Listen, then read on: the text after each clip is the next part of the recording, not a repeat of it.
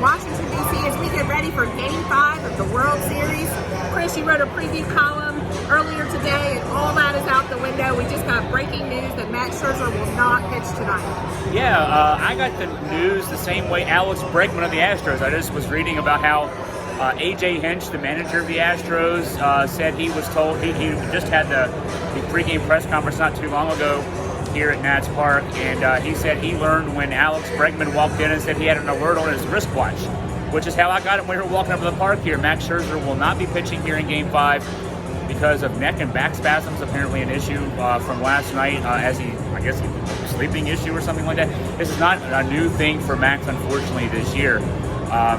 We know that he missed about 6 weeks of the season, starting around the All-Star break into late August, with issues with a muscle in his upper right back area, in the shoulder blade area, and so it's just horrible luck for the Nats, and of course for Nats fans here, as we were ready for another heavyweight pitching matchup, a rematch of Game 1 between these two teams here. Cole, the ace for the Astros, Max Scherzer, the ace for the Nats, and now Joe Ross gets the start. Joe Ross, here's how much you can tell that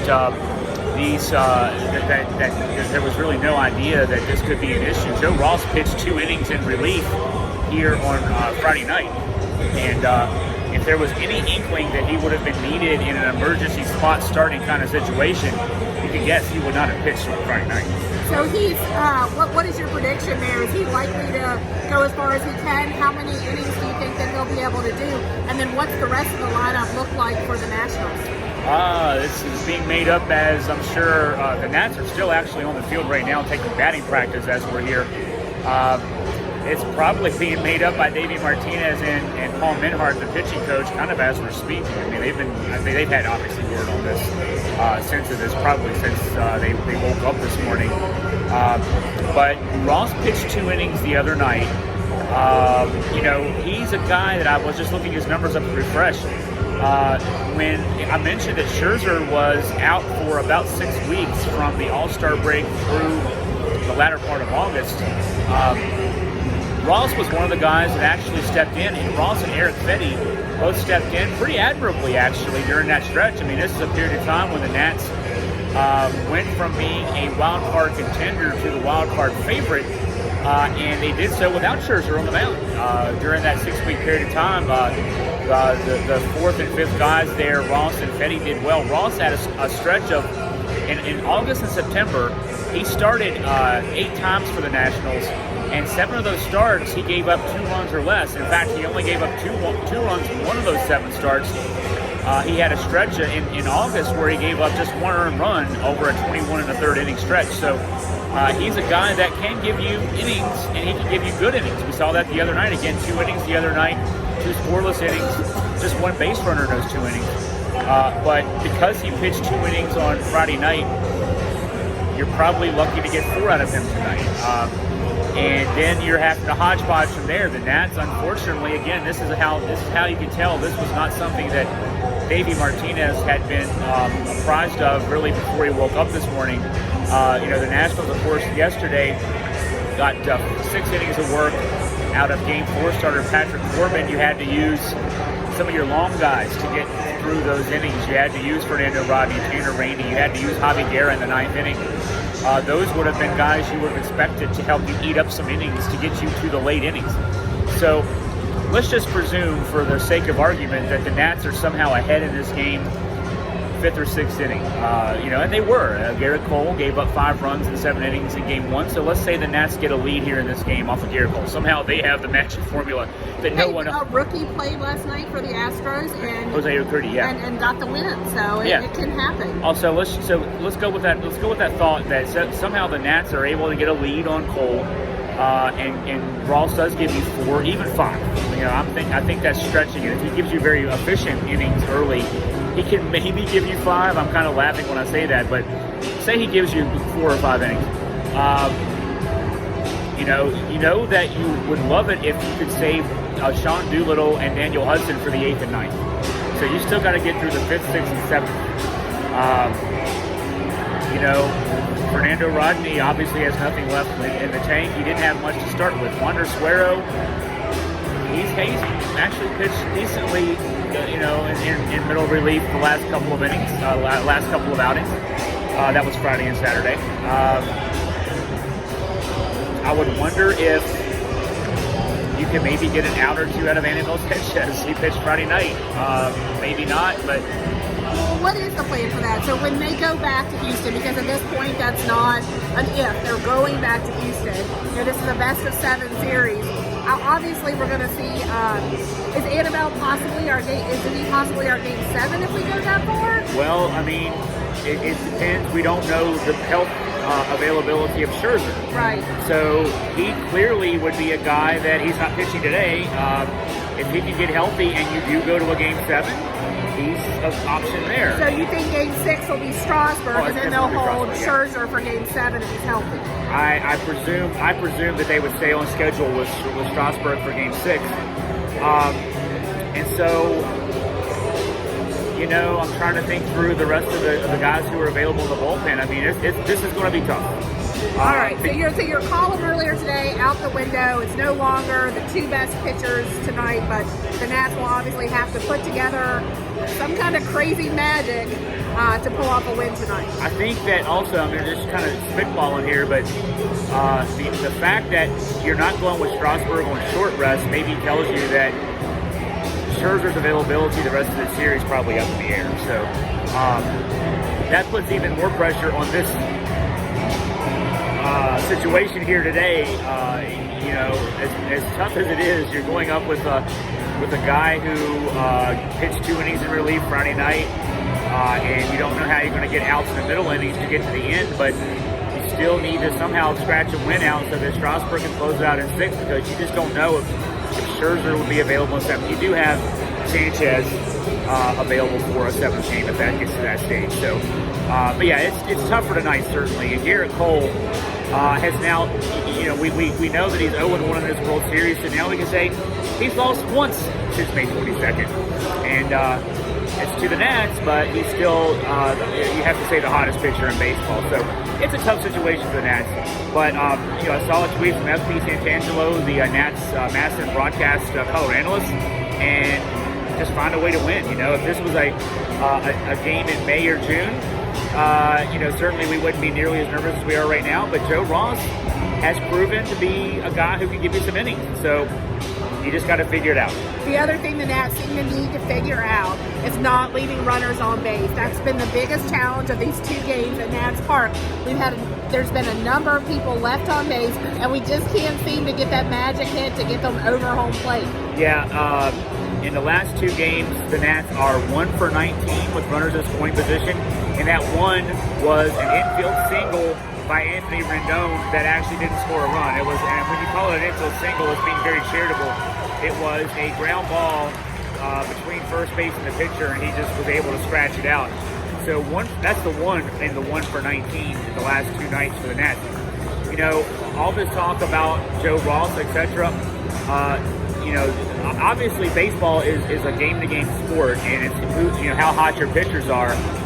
It's inarguable that the pitching the last 2 games for these Astros has been better than it was the first 2 when they had Cole and Verlander going for their side. So, if the Nats can get, the emphasis here is, perhaps we're looking at it the wrong way, as Nats fans, Nats observers, that Joe Ross needs to have the game of his life to win this game. The offense just needs to pick it back up, and, as people who get diehard into it, you tend to ascribe momentum to things. Certainly, when the Nats won 8 straight coming into this weekend here in DC, there was the thought that was inevitable they're going to win this series. But baseball is a day-to-day sport, and so the best you can, you just put yesterday out of the head, and you go out there today. You knock the ball around, you knock Cole out of the game, make them put the pressure on the Astros. They don't want to go back to Houston down 3-2 with the idea that Max Scherzer might be still available and Strasburg in Game 6 and Scherzer perhaps in Game 7. So you want to put the pressure on them early in this game, somehow get some runs across on Cole early in this game, make them make some decisions, That's got to be the game plan. Just somehow find a way to get on Garrett Cole early. Find a way to finish the fight. Well, we're here in Nats Park just to give you a little bit of atmosphere stuff. In addition to the analysts that for the analysis that Chris provides, the Nats just finished batting practice, just went off the field. We're here on the concourse level at Nats Park and overlooking the field. Game time is about 8:07 this evening. First pitch, right around 8:07 tonight. That's right. President Donald Trump will be here. There was actually some increased security in addition to the normal people who check your bags. There was some Secret Service here. Not some. It was a lot. Yeah. Well, there was at least one additional person checking in your bag, and then additional people screening you. I actually was one of the people that got selected to be screened and had to hold my arms up and all that crazy stuff. But fans are starting to filter in here, getting ready for Game 5 of the World Series tonight. And, as I can say, the fans still in a very cheerful mood. Everybody's still in line at the team store. This is still the first World Series for the Washington Nationals, and I think, everybody knows that. We held up a sign last night that said, "Holy crap, I'm at the World Series," and people were passing that around because there's just so much excitement about being in DC. What are your observations, Chris? Yeah. Your first World Series, right? Yeah, my first World Series, and it's a great experience. And I hope for these fans. I mean, the Nats have lost the last 2 games. I hope for these fans, and that's the one thing I'm sure we were all hit in the gut a little bit when we walked in the park and we all got our alerts on our phones and our watches telling us the Scherzer wouldn't start. We've not seen a win here yet, and so I hope for these fans that they get to see a win because. The Nats have not only lost the last 2 games here, the first 2 games here, which are the last 2 games here, but they've not really had a chance to really cheer. The Nats have only scored 1 run in each of the 2 games, and so for these fans who have been waiting, certainly 15 years as Nats fans specifically, but a lot of folks. We talked to somebody on our way back from the game last night who talked about his an older gentleman whose grandfather was here in '33 when the Senators won the World Series last in '33. Folks have been waiting all their lives for this. So, you can't clinch a championship tonight, but a win tonight would make it so that you have to split in Houston. And so, certainly, yeah, I think for this franchise, for this fan base. Certainly hope they get to have that kind of fun, but it's been an incredible experience the last 2 days. The Nats haven't scored runs, but the fans have been so supportive. We were in section 109 yesterday, last night, and every big play, the whole stadium stood, and so I imagine it'll be like that tonight. These fans are waiting for a rally. They're waiting for a 4 or 5 run inning from their Nationals to cheer for, a home run, something to really get excited about. And we haven't had that yet, but we're due. So if the Nationals can win this game, we can again go back to Houston with a chance to just win 1 out of 2 and take this series. And I think that's what fans have to hope for tonight. 1 game at a time. Finish the fight. 1-0. Stay in the fight, right? Stay in the fight. We can't finish it right now, but we can certainly stay in the fight. And Martinez has been saying this. If there's any team that knows, I mean, sports adversity is so different than life adversity. Last night during the game, there was that moment where the MasterCard, fight cancer moment that we have every year during the World Series. So sports adversity is a lot different than life adversity, but from a sports adversity standpoint, this team was 19-31. We all know that. We've heard that a million times now. But there was one other team that was 19-31 at that same time. The Detroit Tigers finished 47-114. This team turned around. They're in the World Series. It's 2-2. And Nats fans out there, what I'd say to you is, just forget about all the negativity. Just enjoy this, and we're going to enjoy this. And you at home, enjoy this. Your team's in the World Series is 2-2. All the experts had this one being over at this stage. We weren't playing a Game 5. Before the series started, it was going to be an Astros sweep. We thought a couple of days ago maybe it would be a Nats sweep, but these moments are special. Have fun with it, and let's see if we can get a win tonight with adversity facing us here. Like this team has been playing since May 23rd with a chip on their shoulder, and if there's any team that can win a game with these circumstances, it's this team. All right. Well, Team Augusta Free Press reporting live from Nationals Park in Washington, D.C. Chris Graham will provide some analysis after the game as well. Look for his game recap and usually a column or two. And then the series will go back to Houston. For Augusta Free Press, I'm Crystal Graham, joined by Chris Graham. Have a great night, everybody, and go Nationals.